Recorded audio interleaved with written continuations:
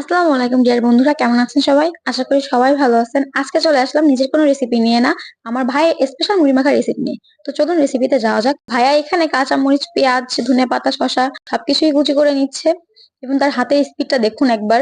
মানে সে মুড়ি মাখায় একদম এক্সপার্ট।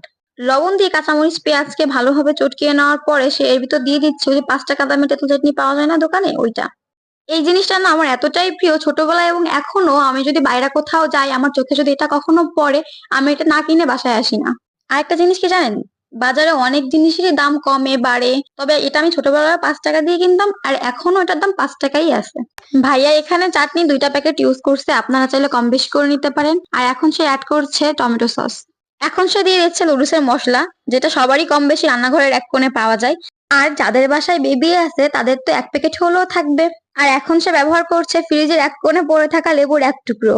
দিয়ে দিচ্ছে স্বাদ মতো সরিষার তেল। এবার সমস্ত উপকরণকে ভালো করে চটকিয়ে এর ভিতর দিয়ে দিচ্ছে পরিমাণ মতো চানাচুর। কে কে আমার মতো মুড়ি মাখানোর আগেই চানাচুর খাওয়া শুরু করে দেন, কমেন্ট করে জানাতে ভুলবেন না কিন্তু।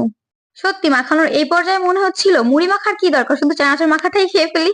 কিন্তু আমরা তো আপনাদেরকে মুড়ি মাখার রেসিপি দিতে আসছি, এজন্য মুড়ি তো দিতে হবেই।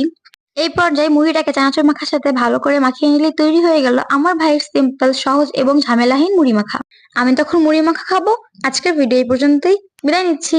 আল্লাহ হাফেজ।